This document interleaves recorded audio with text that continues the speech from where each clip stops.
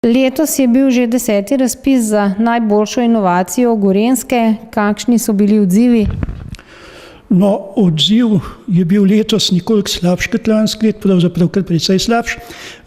In tukaj se zelo dobro vidi splošna družbena klima. Recimo leta 2009, ko je Evropska komisija proglasila leto inovativnosti, takrat so začele inovacije na gospodarsko zbornico prihajati v velikem porastu. Lansko smo pa začeli varčevati v Sloveniji in je tudi na tem področju bilo majhno varčevanja. Ampak je pa zanimivo, da pa inovacije, ki smo jih letos ocenjevali, so pa po kakovosti veliko boljše kot lanske. Tako da to dokazuje tudi število inovatorjev na inovacijo in pa število priznanj, ki smo jih podelili, oziroma barva priznanj. Kakšna je pri tem vloga gospodarske zbornice oziroma regionalne zbornice za Gorenjsko? Ja, tu bi bilo pa treba kar pogledati 10 let nazaj, recimo takrat, ko se je začel s temi razpisi. Jaz mislim, da ima gospodarska zbornica zelo veliko promocijsko vlogo, tako v širšem okolju, kot tudi v posameznih podjetjih. Tudi kar se tiče same vzgoje inovatorjev in razumevanja inovacij. Če recimo pogledamo 10 let nazaj ali pa morda 20 let nazaj, kako smo razumeli takrat, kaj je inovacija.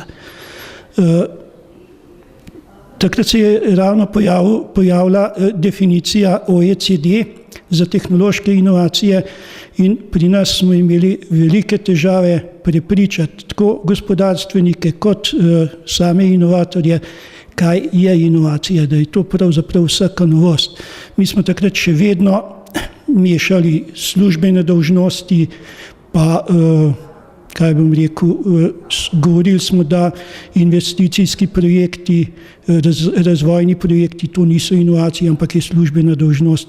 To je ta definicija povsem spremenila in preko teh razpisov je gospodarska zbornica počasi začela vzgajati tudi recimo menedžerje v večjih podjetjih, tako da se je razumevanje inovacije in tudi sama inovacijska dejavnost s tem pa podporno okolje v podjetjih močno spremenila.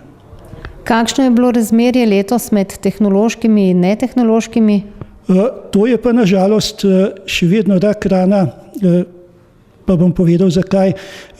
Letos je od 20 inovacij so bile samo 3 netehnološke. Tako da tu mislim, da bo pa mogla gospodarska zbornica kar nekaj narediti.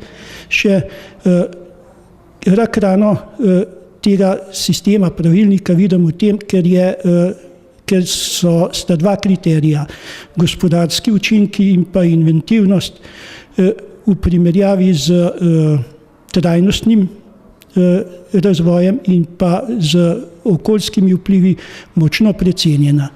In mislim, da bo treba tukaj pa zadevo uravnotežiti. Treba bo uvesti bolj holističen pristop s tem, da bomo več teže dali družbeni in okoljske odgovornosti inovatorjev in podjetij. Kako naprej, kje so še potenciali?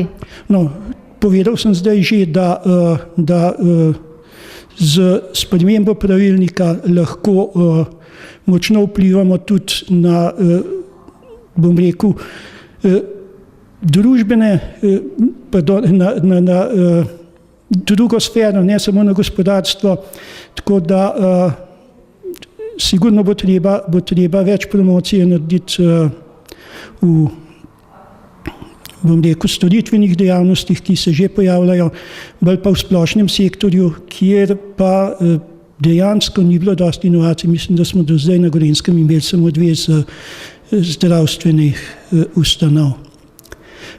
To je nekaj, drugo pa verjetno bo treba kakšne konference, kakšne posvetovanja, kakšne delavnice za same